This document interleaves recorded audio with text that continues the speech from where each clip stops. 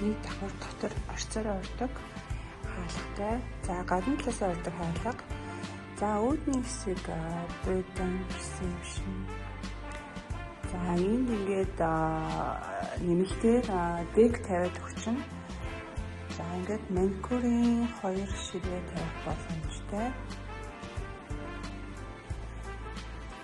За ингээд үүдэндээ утга хэсэг буюу одоо гадар хувцас үлгтэй storage хувцсны шүүгтэй шкафтай. За энэ ингээд гадна хаалга. За манай X апартмент ингээд гадна ийм үүдний хэсэг за 2 хаалгатай. За ийшээгээ үүдний хэсэг маань дуусаад за энд нэг тусдаа одоо барай хийхдээ гой сайхны тусдаа хаалгатай өрөө байна. За энэ үндсэн том зал маань за энд болохоор гой сайхны барайны 2 орон байна. За нэлийн гоё энэ цэлгэр сайхан агаар орохоор том онгодог том цонхтой. За энд дотроо саундтэй дүүштэй. За ингээд 2 дүүшний хэсэг. За ингээд оолгоо ийшээгээ саунд байна. За ингээд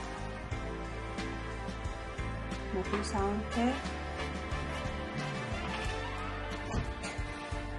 За ийм том заалтай салон байна. За угаалга ариун цэврийн өрөө болохоор энэ хэсэгтэй байгаа. За угаалга ариун цэврийн өрөө энд болохоор бас зөв хөрхөнтэй угаалтууд ариун цэврийн өрөө байна. За эндээ хэсэг одоо агуулгах стор нэвстором хэсэгтэй байна. За үндсэн заалаа болвол гол нь тусгаарлаж болно. Ер нь бол нэг гой сайхны дөөс 5 ор цагаар хангалттай зайтай.